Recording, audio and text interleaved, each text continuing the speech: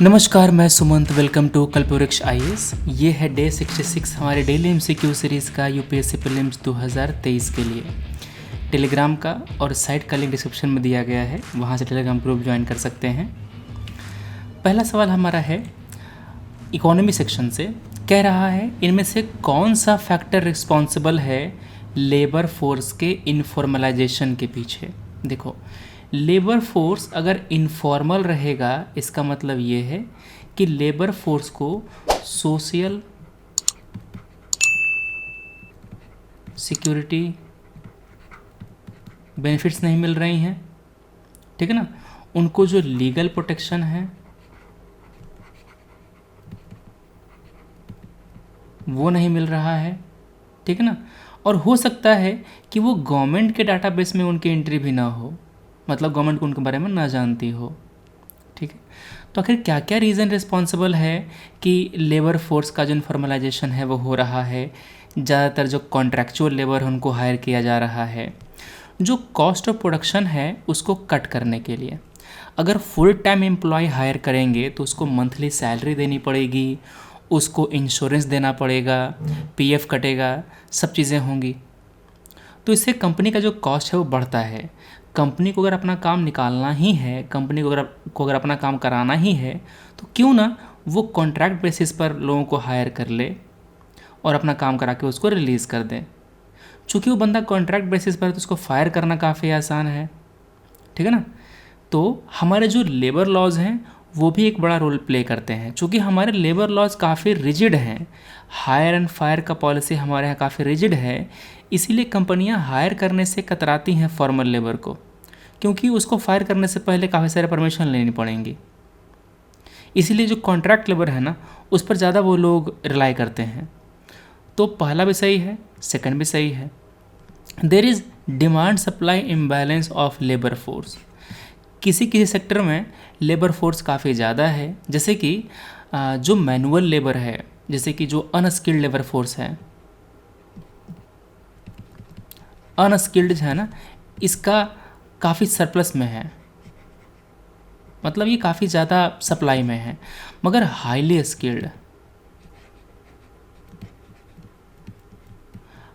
Skilled जो workforce है ना, ये काफ़ी शॉर्टेज में है। जैसे कि आपको हाईली एफिशिएंट प्रोग्रामर्स चाहिए, हाईली एफिशिएंट जो डाटाबेस इंजीनियर्स हैं वो चाहिए, तो उनका हमारे यहाँ शॉर्टेज है, ठीक है ना। तो there is demand supply imbalance of the labour force, that's why there is informalisation of labour force. तो 1 2 3 करेक्ट है, D will be the correct answer. इसके अलावा कई सारे पॉइंट और हैं, जैसे कि हमारे यहाँ जो स्किल है वो काफ़ी कम होता है लोगों के पास, तो उसको अपग्रेड करने की ज़रूरत होती है। There is no scope for hidden cost. ये सब मेन रीज़न है लेबर फोर्स के फॉर्मलाइजेशन के पीछे। अगला सवाल है, डीपीएसपी का जो सोशलिस्ट प्रिंसिपल है वो कौन कौन सा है। To promote equal justice and provide free legal aid. देखो, जहाँ पर समाज की बात होगी, जहाँ पर लोगों के बेहतरी की बात होगी, वो सब सोशलिस्ट प्रिंसिपल में है। जैसे कि आपका यहाँ पर इक्वल जस्टिस की बात हो रही है, फ्री में लोगों को सरकारी सेवाएं देने की बात हो रही है, तो क्या है, ये आपका सोशलिस्ट प्रिंसिपल है। वैसे ही विलेज पंचायत ऑर्गेनाइज कराना and enable them to function as unit of self government to make provision for just. देखो यहाँ पर ये वाली पार्ट, जो human condition for work and maternity relief, यहाँ पर जो लेबर का बेनिफिट है उसकी बात हो रही है, जो लेबर का बेनिफिट है उसकी बात हो रही है। तो ये क्या हो गया, सोशलिस्ट प्रिंसिपल हो गया। तो आपका थर्ड भी करेक्ट है, मतलब मेरा 1 एंड 3 दोनों पक्का करेक्ट है। तो या तो आंसर सी होगा या तो आंसर डी होगा। अब मेरे को चेक करना है कि क्या विलेज पंचायत सोशलिस्ट में आएगा। देखो, 4 भागों में हमारे डीपीएसपी को बांटा गया है। जो डीपीएसपी हमारा है उसको 4 भागों में बांटा गया है, ठीक है ना। उसमें एक आपका सोशलिस्ट है, एक आपका लिबरल है, एक आपका गांधीयन है, ठीक है ना।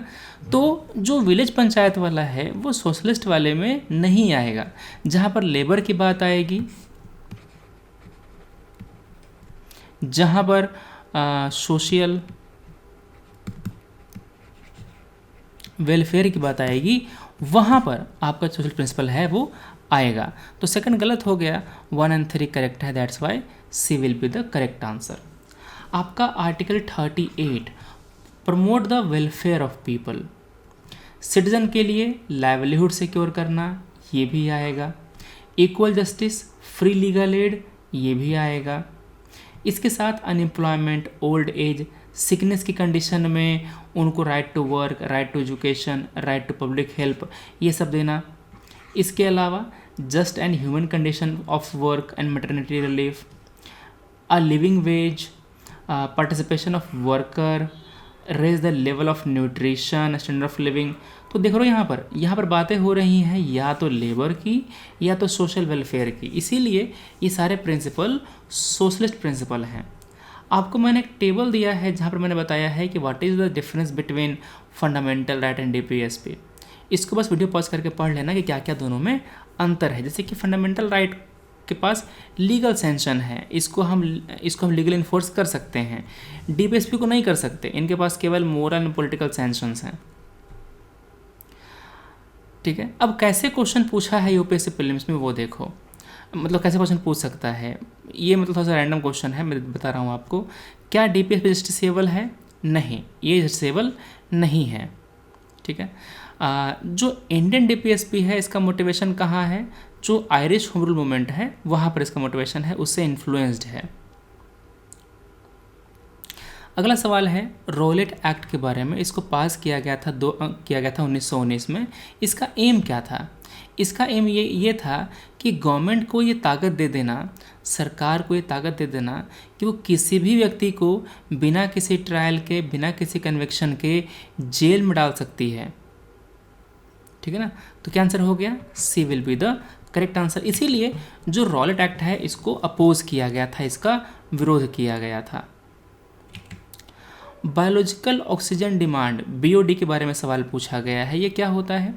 मान लो कि आपकी वाटर बॉडी पोल्यूटेड है, उसमें काफ़ी सारे पोल्यूटेंट्स हैं, तो उन वाटर बॉडी में जो पोल्यूटेंट्स हैं उनको डिकम्पोज करने के लिए जो बैक्टीरिया है, माइक्रोब्स हैं, वो ज़रूरत पड़ेगी। ठीक है ना। अब ये जो माइक्रोबी जो आपके डिकम्पोजर्स हैं, जो डिकम्पोजर्स हैं, इनको ऑक्सीजन चाहिए होता है, इनको ऑक्सीजन चाहिए होता है। ठीक है, तो जितने ज़्यादा पोल्यूटेंट उतने ज़्यादा डिकम्पोजर चाहिए होंगे, उतने ज़्यादा मेरे को ऑक्सीजन चाहिए होगा। ठीक है, तो यही बात कह रहा है कि एक पर्टिकुलर वाटर बॉडी में कितना ऑक्सीजन की डिमांड है उसको हम कहते हैं बायोलॉजिकल ऑक्सीजन डिमांड। समझ गए? हाई एल्टीट्यूड वाला गलत हो गया, जंगल गलत हो गया, ब्लड गलत हो गया। क्या आंसर हो गया? पोल्यूशन ऐसे इन एक्वेटिक इकोसिस्टम। यहाँ पर आपको ऐसे सवाल दे देगा कि एक वाटर बॉडी में बीओडी ज़्यादा है, एक वाटर बॉडी में बीओडी कम है। तो अगर आपका बीओडी ज़्यादा है इसका मतलब क्या? ऑक्सीजन खूब सारा चाहिए, मतलब कि वहाँ पर पोल्यूशन काफ़ी ज़्यादा होगा। ठीक है, अगला सवाल है जो जाम्बिया है इसको सराउंड करता है कौन कौन? जो जाम्बिया है इसको सराउंड कौन कौन करता है? देखो ये आपका जाम्बिया कंट्री है, ठीक है ना, ये सेनेगल है, ये गुयाना है, ये सिएरा लोन है। सिएरा लियोन काफ़ी फेमस, मतलब काफ़ी न्यूज़ में आ रहा था उस टाइम पे, जो इबोला जो है वायरस उसके लिए। क्लियर? तो तो आपका जो जाम्बिया है, जाम्बिया के चारों तरफ केवल एक ही कंट्री है, वो है सेनेगल। ये कंट्री है वेस्ट अफ्रीका की, ये कंट्री है अफ्रीका की। ये ऐसा सांप जैसा जो दिख रहा है ना, छोटा सा ये वाला, यही जाम्बिया है। और ये पूरी तरह से ये घिरा हुआ है सेनेगल से, ठीक है ना। हाँ, इसका कुछ हिस्सा लगता है आपके अटलांटिक से, तो है ही, मतलब ये पूरी तरह से लैंडलॉक नहीं है, जरा सा निकला हुआ है। गुयाना बिसाऊ गलत हो गया, पहला करेक्ट है, that's why B will be the correct answer.